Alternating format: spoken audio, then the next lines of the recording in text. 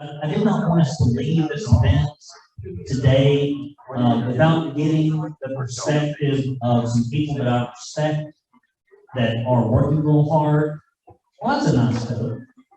You have a work coat. You told him? Looks nice. Sorry, I got distracted by my hot water.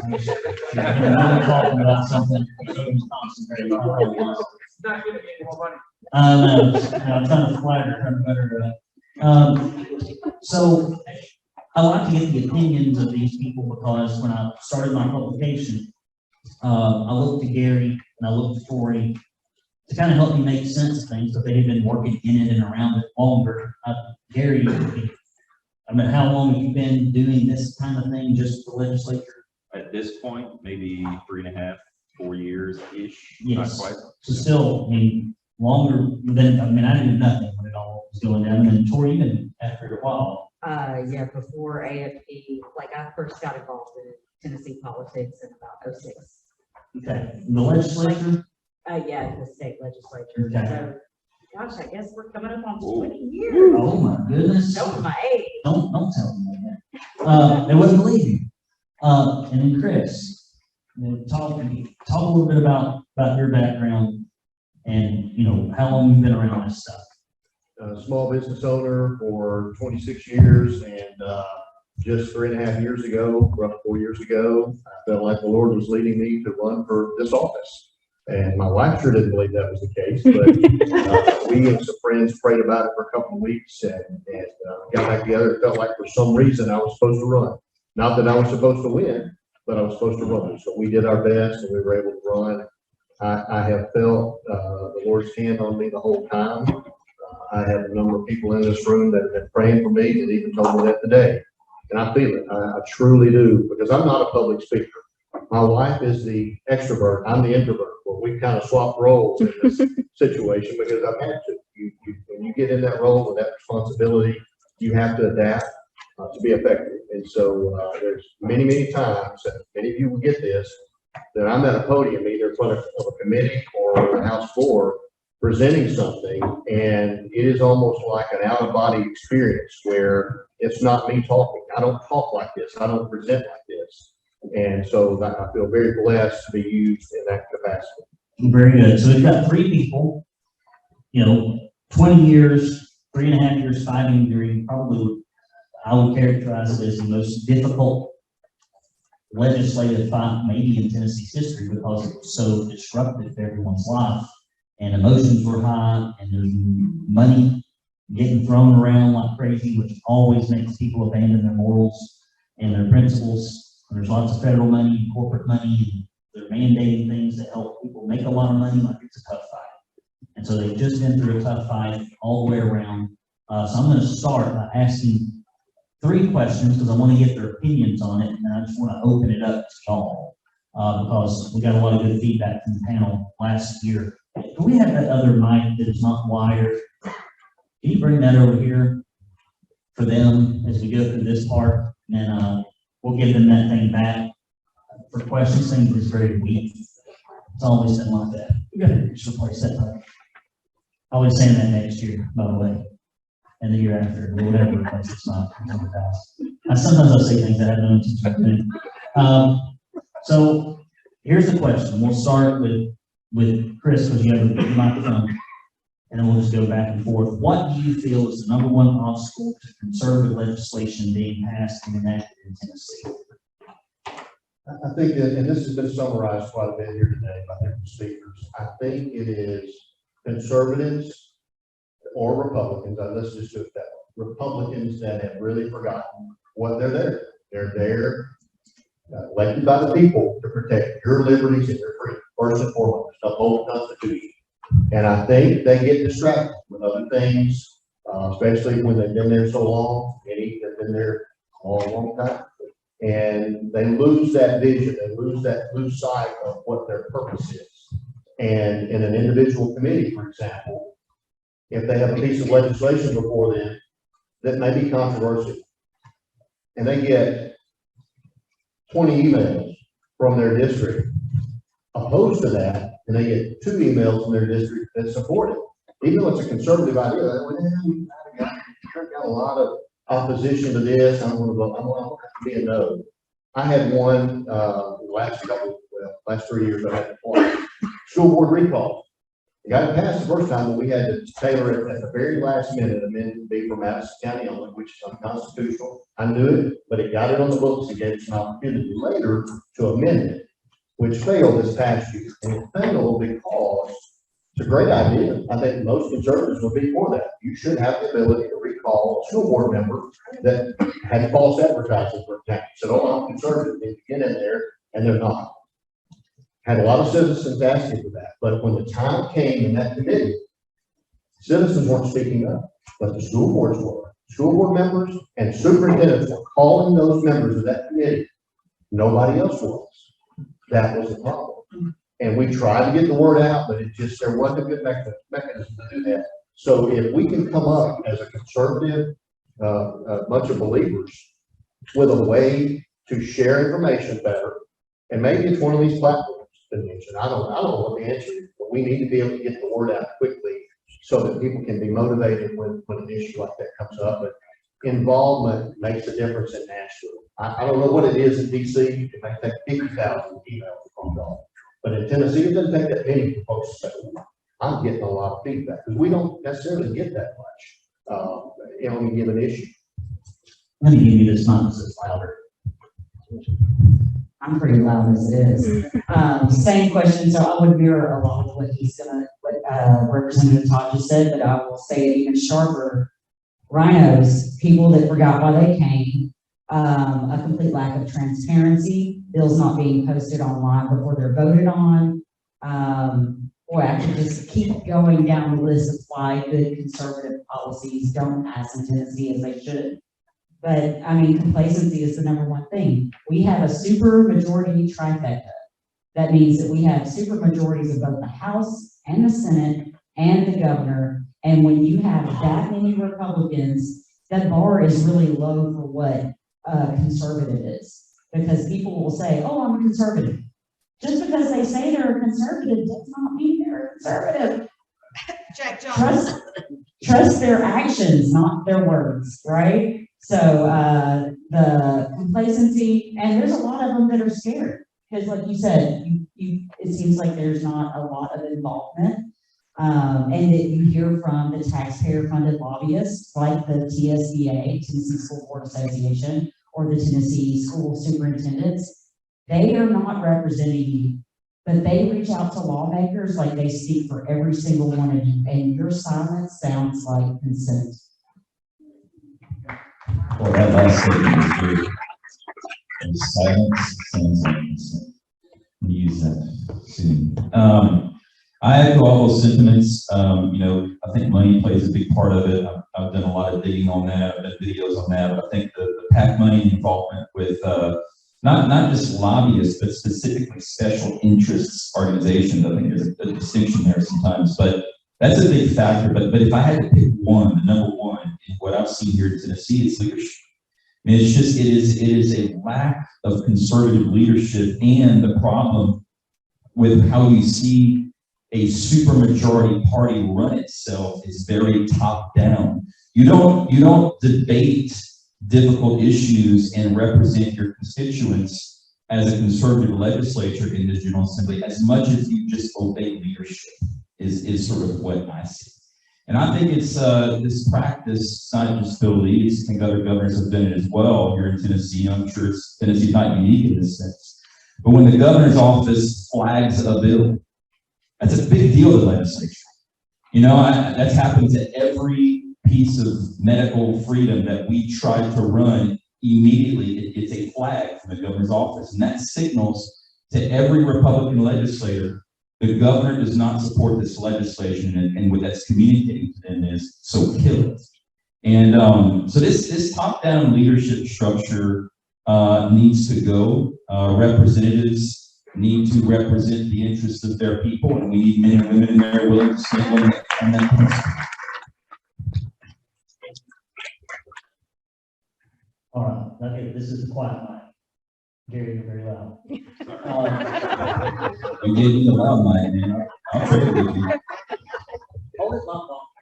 Down? All right. You need yours here and everybody else. Got That bear thing in there. So what practical steps need to be taken to remove or reduce this obstacle? You kind of covered this in a way with some of your comments, but I mean, what are the practical things that we need to do to get, in my opinion, the Republican supermajority more in alignment with your typical Republican primary vote? I think first is involvement, is staying in touch. You are instructed by the Constitution of the state of Tennessee to instruct your legislators. So do that. Be involved. Send them emails, send them phone calls. It's not that easy to keep up sometimes. We cover a lot of ground in a short period of time. I mean, there will probably be between now and the middle of February, 1,400 or 1,500 bills filed. Not all of them get run, but a whole lot of them do. So it's hard to keep up. There's some things we're trying to do to make things more transparent, things that I'm pushing for and about to be successful with. I'll elaborate on that in a few more minutes. That's one thing. And then back home, again, hold your senator and your representative accountable for their votes. Look at their voting record. Verify it, because I actually have a fairly conservative group that has me flagged for some votes that I didn't make. They were supposed to voting against their principal would have been. And I know their mistakes, so we're trying to get that corrected. So not always they're accurate, but you can go to our website and on capital.tn.gov and look at votes on any bill. But I think those two things are critical to changing the culture. And don't just stop with your legislator. Look at leadership as well. They're in a role that they know is statewide. Majority leader, office chairman, speaker in both chambers. They know they are responsible statewide. So they would listen, maybe not as much as to their own constituents, but they still listen. So your voice can make a difference. And solicit people to do the same thing. Get folks in your church involved. I would encourage you to go to your pastor even, and let's get pastors more fired up about this. And in my opinion, that's one of the things we're really lacking, is our pastors are not leading our communities in this realm. They're talking about other realms, but this is, the political realm is critical to religious freedom. And they're not making that connection in the pulpit. And they can do that legally. You know, I will say, victory goes to those who show up. And there's two groups, Americans for Prosperity, Tennessee Stands, right here on the stage. We are grassroots organizations. We will partner with anyone that wants to work on the same issues that we are working on. And let me tell you, the best thing that you can do to make a difference is to show up at the Capitol. Monday night, they're in session late, but every Tuesday and Wednesday, it is all day legislative committees. There are many committees we go and sit in, and there are nothing but taxpayer-funded lobbyists and AFP, who is, by the way, we don't receive any taxpayer funding, but we are there representing the taxpayers. But you know, what we do makes a huge difference if you're there with us. When 20 people show up in a committee, when 50 people show up to see a bill pass or fail, that is what really makes a difference, because even the legislators that would tend to vote against you, they're at least going to hear you out usually. And then if they don't, you need to take it back to their districts. But the number one thing is, like, you start building on that relationship. So if there's something you can compliment them on, if you can show them that you're paying attention, that there's something that you care about and reaching out to them, and then showing up at the Capitol. Every time, if you show up to the Capitol and you call and you're like, hey, I'll be up there and, you know, I'd like to meet with my state representative, I can guarantee you the legislative assistant will bump any lobbyist and they will put a constituent in that meeting spot. And that's how it should be. So, you know, being involved, going up there, get involved in the groups that have, that lean towards action. Because, you know, there's plenty of social groups, there's plenty of people that, as Brandon was saying, they're going to sit around and they're going to talk about it, or they're going to complain on social media. Do you want to talk about it, or do you want to be about it? If you want to be about it, you need to join our groups. Okay. Unless it's the House Health Subcommittee, they don't care how many people show up.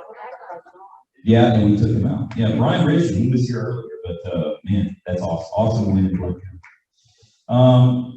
I'm gonna say, and I think I said this, actually, this is my talk at the last Tennessee Freedom Summit, run for office and challenge every incumbent that sits in office. Now that was mistaken. That doesn't mean that every incumbent needs to be replaced. There's a difference.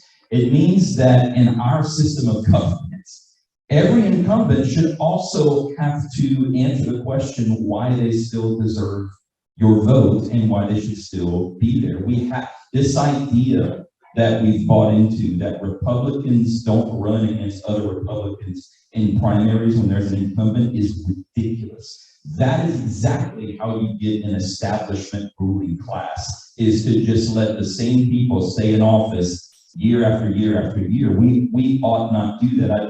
I did a study. You know, we have 132 legislators. And I went and I looked back, gosh, I think I went back to 2008. That was or 2007 at the time. That was the election records that were available.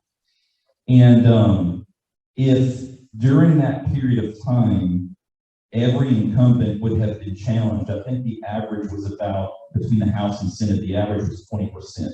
So 1 out of every 5 times the incumbent loses when they're challenged.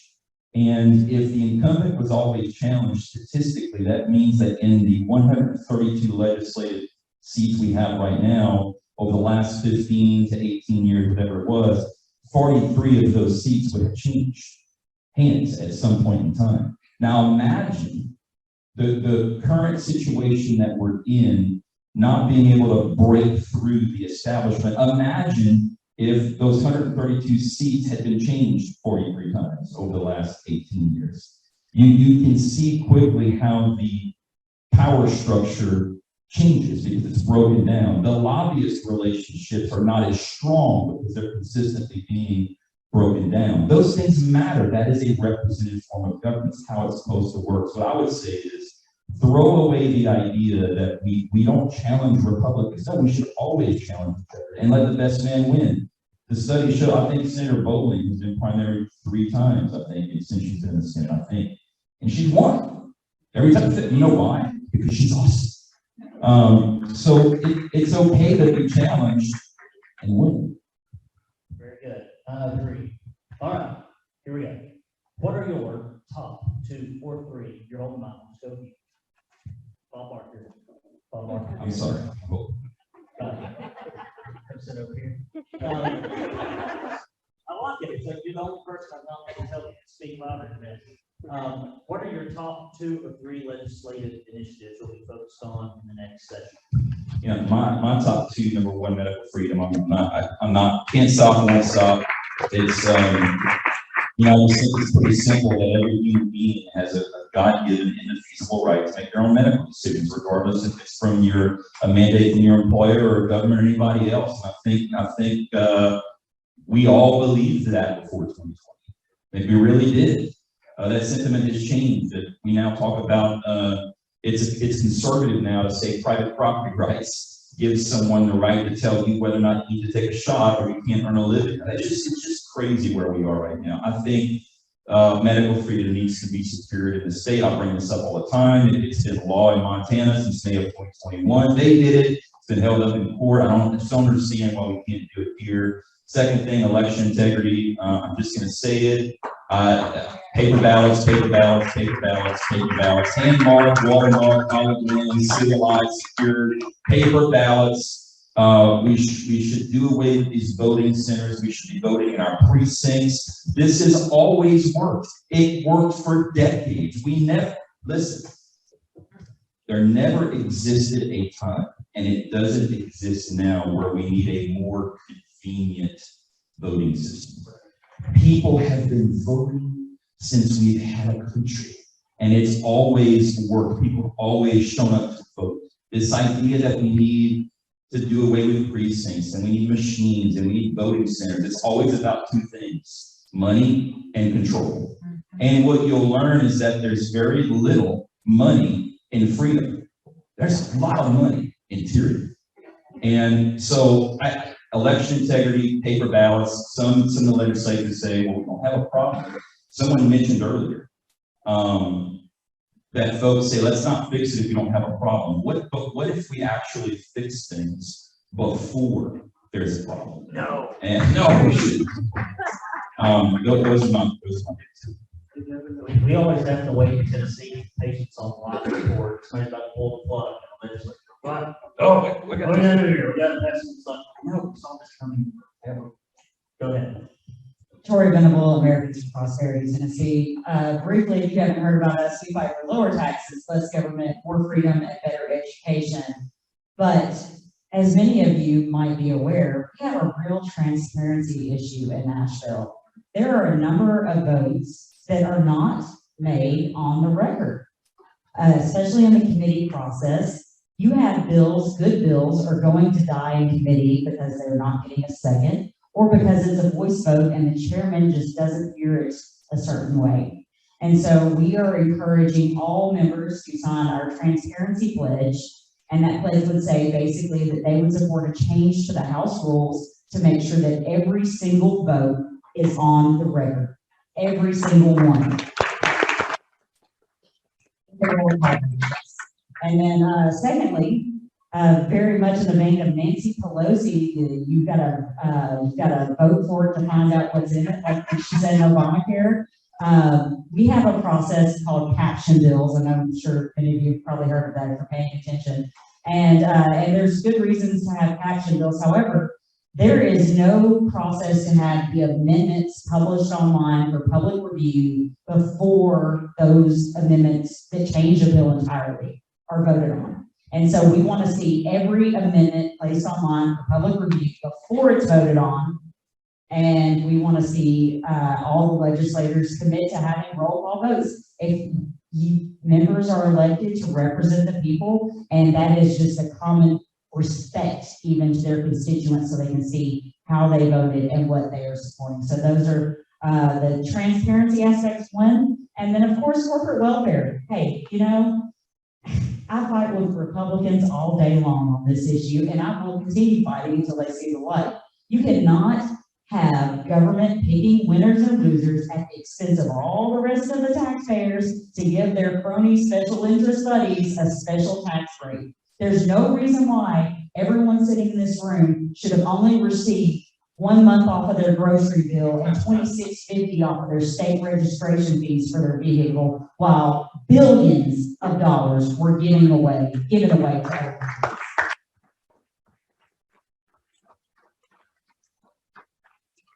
We really need your help on that. We gotta convince the Republicans especially that this is not good business. It's not.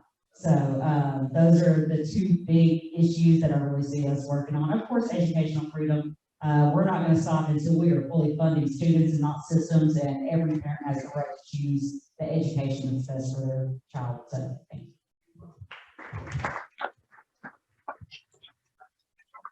One of the things that I've been working on the entire time I've been in the legislature is our Second Amendment rights.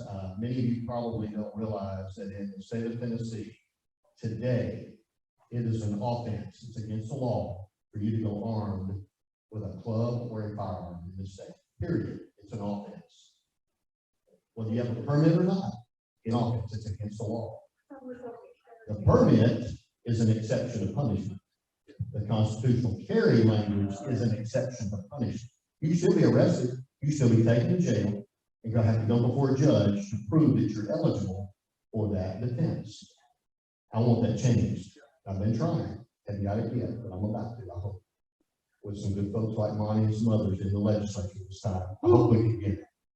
But it should be flipped around where it's not an offense anymore, unless you meet certain criteria. You're a drug dealer, you're a felon, whatever, you know, all the things that we have in law right now. So that's one big one.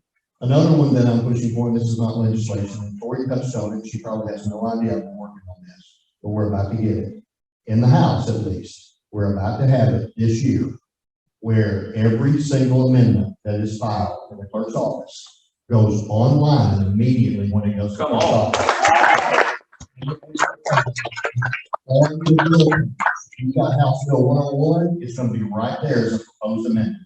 I've been promised that. I've been working for 3.5 years on that.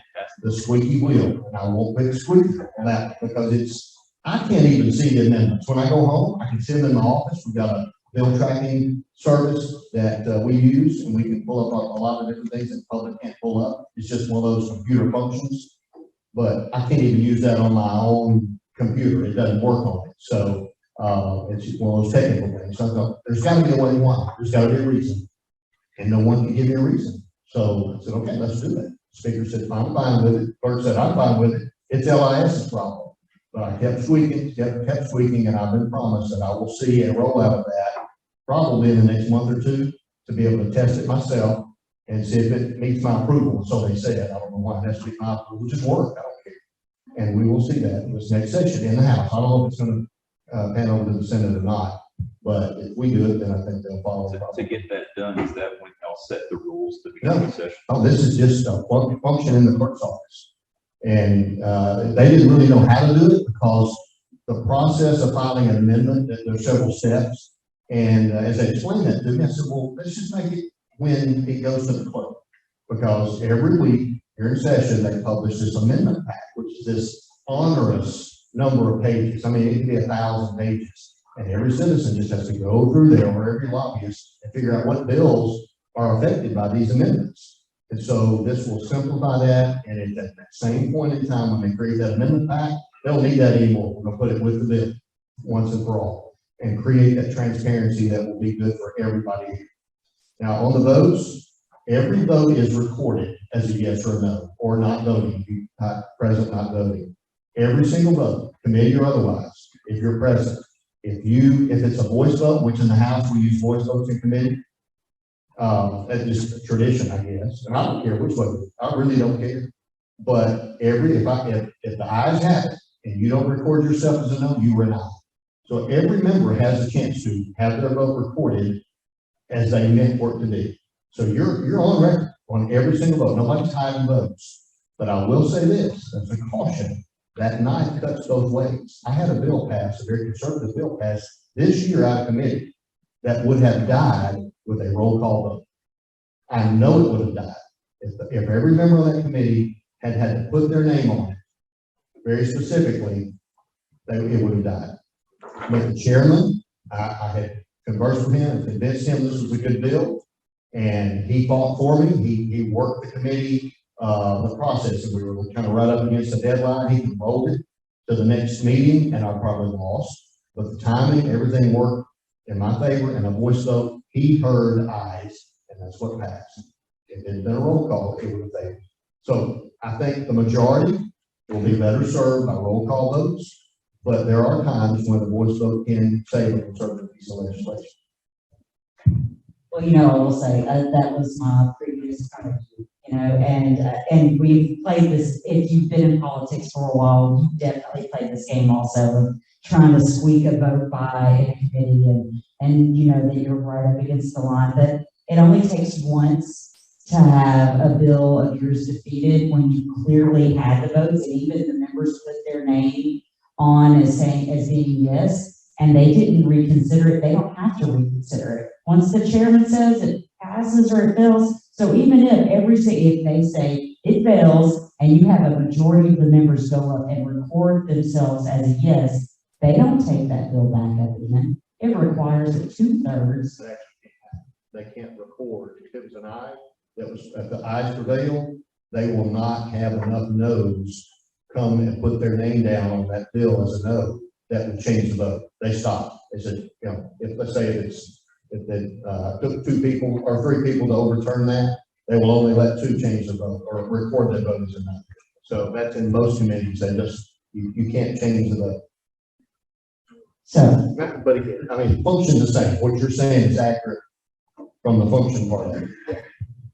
yeah, I mean, I've been on both sides of it, but it only takes once seeing the injustice of not having something pass that you clearly had the votes for, or seeing something fail that you clearly had the votes to kill, whatever that is. There's just no reason why every single vote, pass or fail, we need to have a record. And the Senate does every single committee vote as a roll call vote, and we are strongly believe that the House should do it as well. Brandon, what are you going to be focused on? I just thought I would throw that out there. Good question. Thank you, Tori. So I'm gonna be focused on the stuff that nobody else is. That's typically my play. Nobody else is doing this. So I'm gonna focus on this. I'm gonna focus on legal immigration and on social media censorship, because nobody else is really going after that. And I think, nobody focuses on the first one because of the name calling, which I've been called names a whole lot, but don't want to break the streak.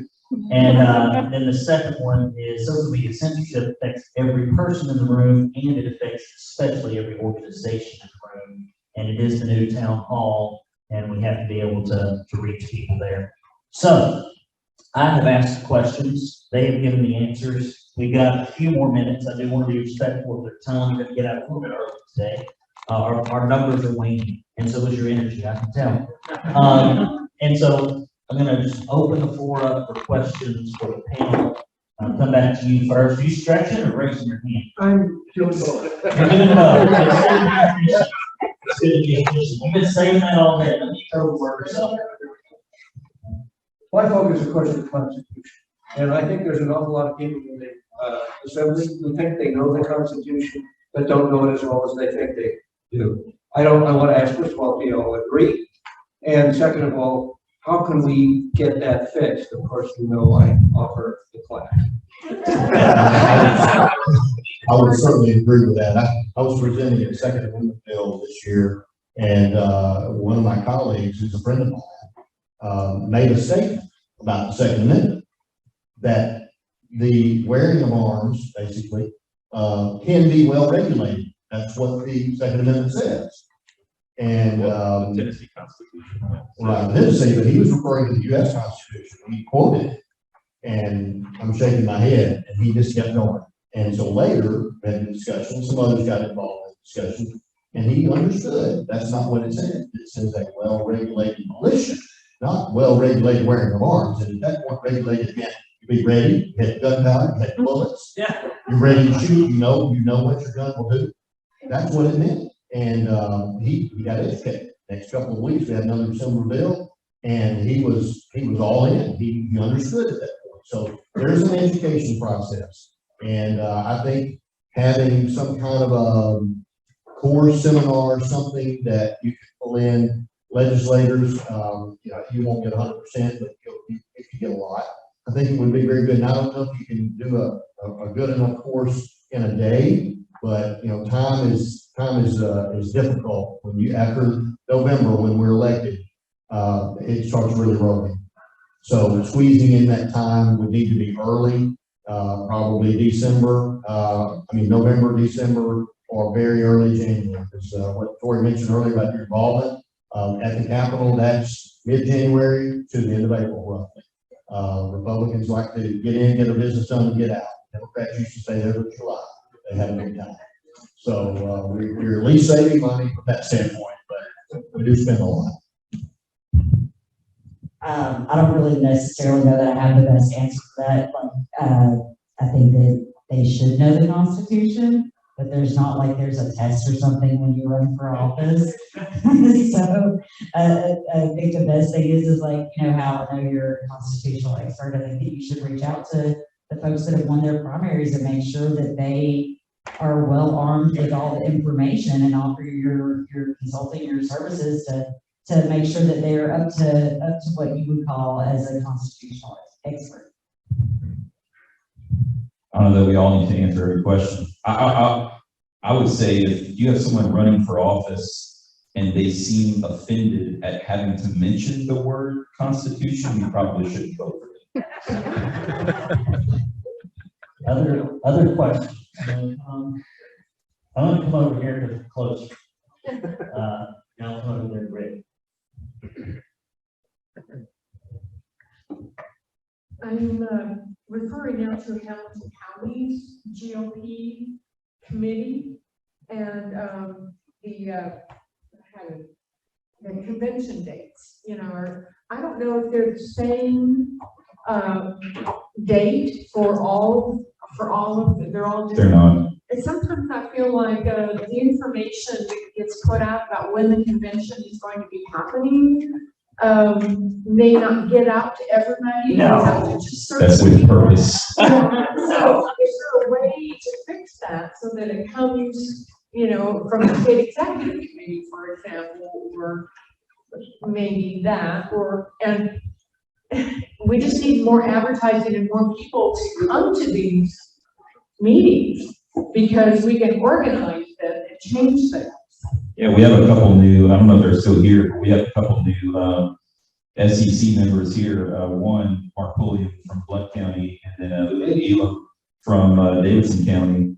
And I don't know if there's anyone else in the SEC, but I think it would be incumbent upon the SEC. That's a big thing to make sure that all county parties, and I agree, just like an election cycle, a state primary, like this one was on August 4th. I think it would make sense that Republican reorganization conventions would happen, at a specific time. I know in Williamson County, ours is going to be, I don't have a date yet, but it's going to be in April of 2023. That's what we're thinking. So, yeah, and I know Brandon kind of hinted at that. I know I saw it on the agenda in terms of taking the Republican Party back. Look, I think that's a big thing we need to all be thinking about.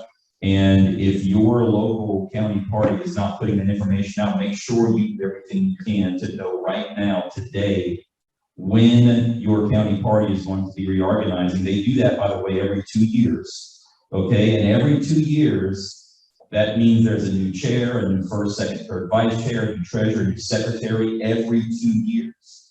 And you also need to understand this thing. This is an issue across the state. The Republican bylaws require that if you're going to run for a party office, you have to be bona fide, which primarily means you have to have at least voted in 3 of the last 4 statewide primaries. So let me give you a piece of advice. Vote in the primaries.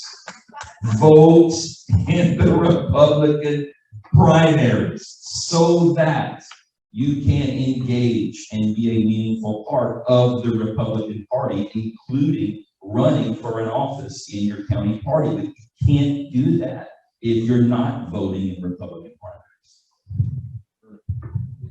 I would echo that. It is very critical. Well, first of all, the primary belongs to the party. So the Republican Party owns its own primary. They can do a caucus or they can do a primary in every county. So that's one thing to remember. We've had a lot of that conversation in West Tennessee with both primaries and to talk about that because we had a lot of crossover voting in certain areas. So the party can do whatever they want to. It's their party, it's their primary. Secondly, the executive committee is critical. I'm seeing that in my own county. I think there's about to be an effort for some folks that may not be as believers as we are that are going to try to take over that executive committee. They will then set how those notices go out and all of that. So if you get involved, and certainly vote every time in the primary, because you're really, that's to be a member of the party, you got to participate.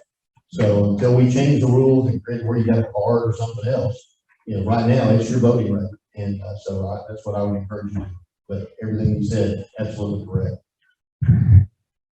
Y'all give me another question. I want something to fire. Guys, we have our first question coming in from the live stream of the day. So you guys are special.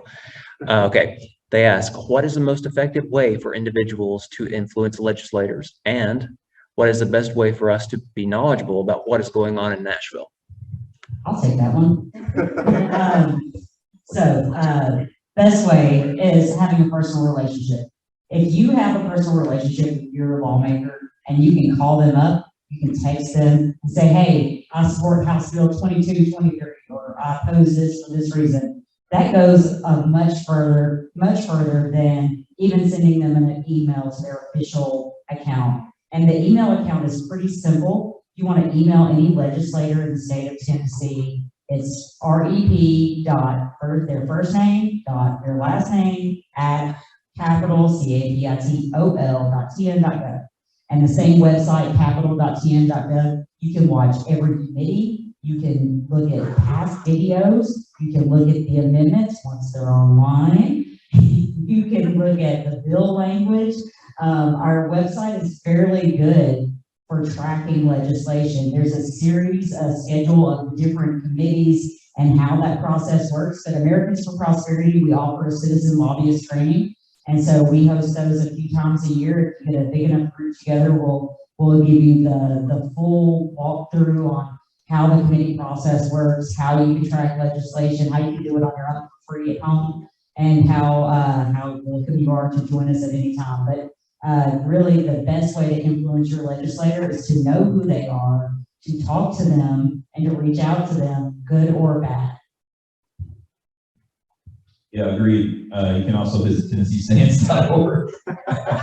And, but AFP does some phenomenal grassroots training for sure. We actually, I know especially our group in the Johnson City area and in Knoxville have partnered with AFP out there quite a bit to train citizens to get engaged. So yeah, get engaged, that personal relationship is huge. Yeah, she's said it all. I would certainly agree. A personal relationship is excellent. And I have a number of folks that have my cell number and they text me or they call me fairly regularly and express their views to me or discuss legislation. Sometimes they'll take a real strong view on something. Like it's been done here, there have been some things mentioned here that I didn't 100% agree with because I know some of the facts that made a difference in that situation. And I can explain those and they're like, oh, now I understand. But you don't always get that. Second thing, phone calls, emails. We see those, we hear those. Letters, written letters, sure, you never get it. But we may be out of session at the time. We get a letter, we sent it in January. So, but emails and phone calls, we check those all the time. And even phone calls, when you call, if nobody answers, if we're on the other line, leaves a voicemail, the voicemail actually comes to our email. So I can, no matter where I am on my phone, I can listen to that voicemail, which is kind of cool. So it does make a difference, but get involved, stay involved. And, if you've got a good legislator, help them with their campaign. Offer to do something, whether it's putting a bumper sticker on your vehicle or going and knocking on 5 or 10 doors one evening, just anything like that to help them. Sometimes you feel like you're out there on your own. I'm doing the right thing. I feel like I'm leading the charge here on a particular issue or set of issues, but I'm out here by myself. So, thanking your legislator, I get a lot of things back home, and I appreciate that. That doesn't drive me. What drives me is doing the right thing, but it's encouraging to have that. But during session, give information. They give you the website and all the information, and we're trying to make that better, more transparent, where you have all the information at your fingertips. And one thing we talked about amendments, some of you may or may not know, the caption bills are kind of a placeholder. You got an idea, but you don't have it perfected. You may be working there on an idea, and we just don't have all the language, but we got a bill filing deadline. So we're going to file a caption bill, and then we will file an amendment that makes the bill, that actually replaces. It'll be some generic language. If you ever see something goofy like changes the filing date for a certain form from January 1st to January 5th, that's a caption bill. I mean, it doesn't do anything. But the amendment will make the bill. It replaces all that language with something else. And so sometimes you get multiple, but we want to be where you can see it, be transparent, and then you can communicate about that particular amendment to me, because you can see it and I can see it. As it is now, it's very difficult for us to be talking about the same topic sometimes on the same bill. Rick, we're gonna give you So- the last question. Okay, It better be good. yeah. So, and just to comment on that, Jimmy Matlock, who is a good friend of mine, spent a lot of time in the legislature. He said phone calls are most effective. What I found to be most effective is writing a check for $50 or $100 and handing it personally to the representative when they're running. I've gotten meetings which I've been amazed at because I gave a guy $100. But anyway, so this is something that all three of you, we talked about it earlier. Can we get proposed legislation to say that would force drag queen shows into adult venues, zone for adult venues, and prohibiting children from these drag time story hours, etc.? Do you think we can get that proposed and passed in the legislature? I'm sure we do propose. You would think so, and I would hope so.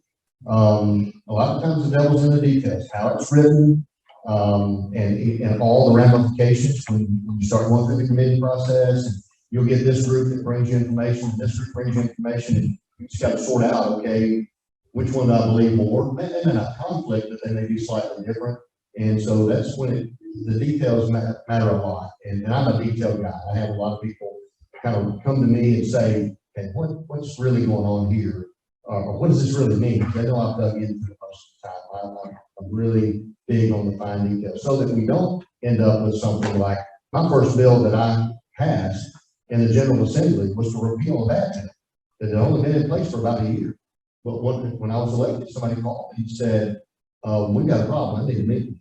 We're going there. It's a small business, 2 people, the owner and one employee.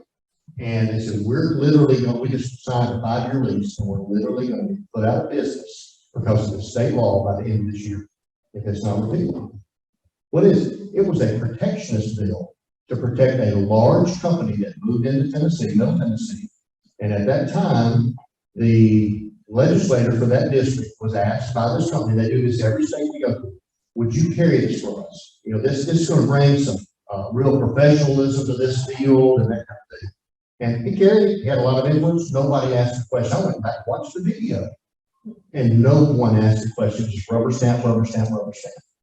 Well, he wasn't in the legislature anymore. As a matter of fact, he had passed away at that point in time. So I proposed a bill that would repeal that law. Nobody cared about it. It wasn't like we had a big lobby anywhere. That company didn't even show up, and it sailed through. Sometimes you get a little pass on your first bill as a freshman, and I guess I had a little bit of that grace going on as well. But they just didn't really care, and it sailed through, and we got that bad bill off the books. I'll say 2 things you need to look out for to get your bill passed, is unintended consequences, and as he was saying, like devil's in the details on how the bill is exactly drafted, and a fiscal note. A fiscal note is the kiss of death in the Tennessee legislature. If they say implementing that piece of legislation is going to cost, I don't know, $100,000, $50 even. Actually, I think the Senate has a $5,000 sweeper, but still, anything over $5,000, your bill is pretty much dead on arrival unless you can successfully convince the budget and finance committees that they should fund your bill in the budget. So those are the 2 things that I would absolutely watch out for that piece of legislation. I'm going to add one thing. And on drafting a bill, don't draft a bill. Don't bring us a bill that's already written. Bring some bullet points. Bring your purposes. Because legal's going to rewrite it anyway. They have a certain standard format that they put everything in. So don't waste time. Just put your time in something really productive. But give us a bullet, give us the fine details that you want in that, and then we'll get them to craft it. And that might hopefully prevent any loopholes or any unintended consequences. You want a little bit of Tennessee stands truth on the drag queen nonsense? So I actually dug into this a bit because this was happening while I was campaigning in Williamson County, and we, of course, what was this, was probably when I said June or July. I can't remember June. So June 4th, on that weekend, we had a big Franklin Pride event, and there was video, and there was a big stage, and there was of course, the mayor and city aldermen say they had no idea this was going to happen, and maybe they did. But at some point, the drag queen comes up, and they do the show, and then the video shows there's minors in attendance, just like that happened in Blount County, I think it was, in Maryland. And the drag queen gets off the stage, and this little girl, looks like she was roughly 10 or 11, to be exact, hands a $1 bill like you would to a stripper, you know. And so on video, you've got this drag queen performance, and you've got a monetary exchange with a child. Okay, so I went crazy about this, and what was frustrating is no one said anything about it. No city leadership, no pastor, nobody, just the guy running for state senate, making like, what are we doing here? And so I went look at the code. Well, what you find sometimes is you have law that can address an issue.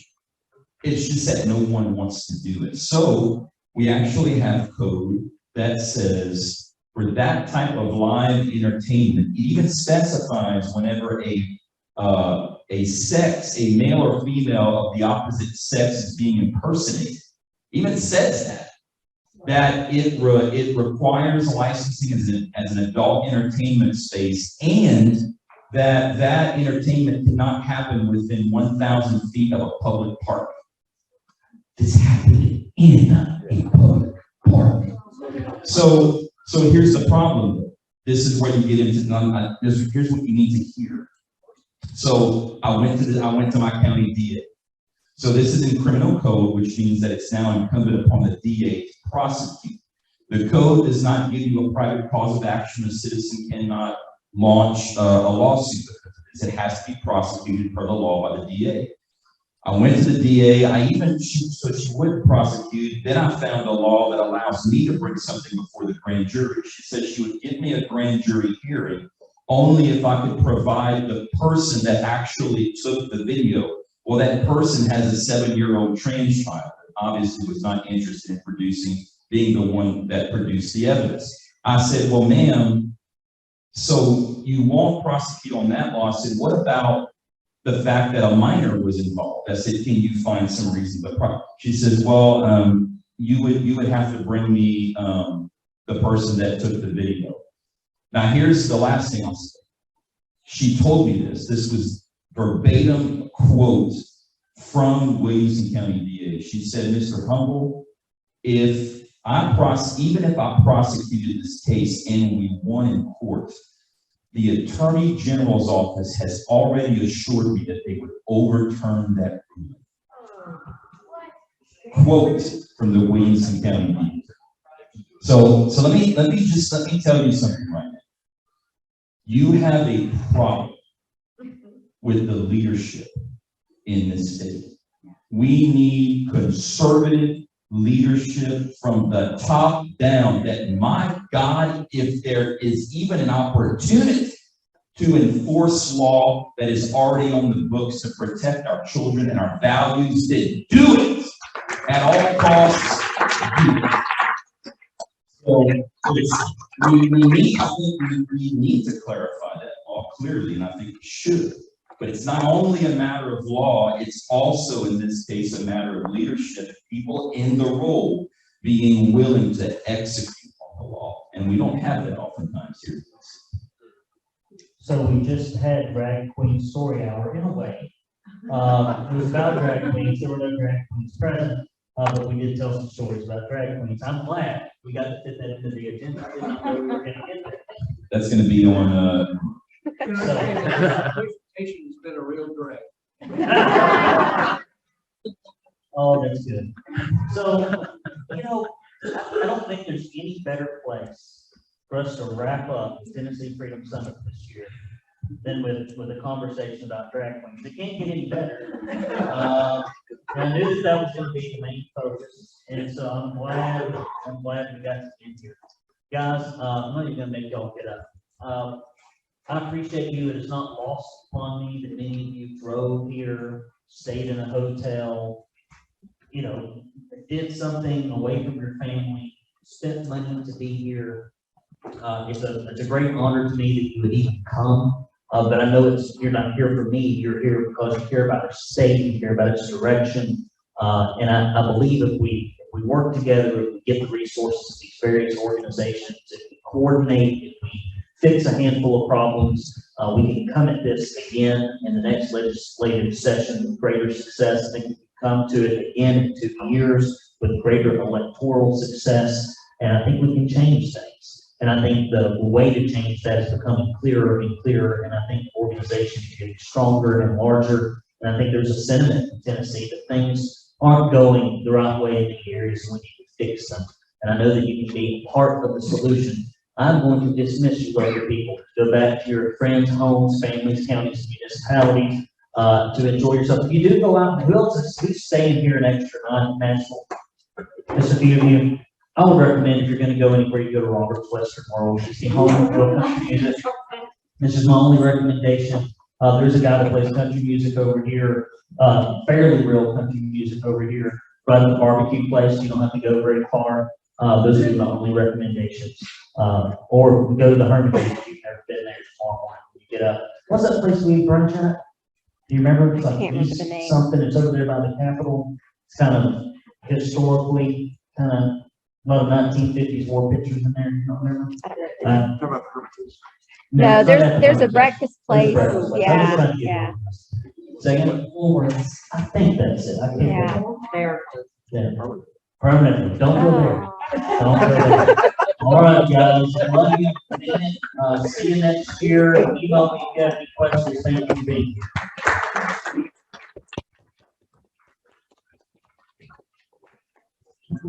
Thank you for being here.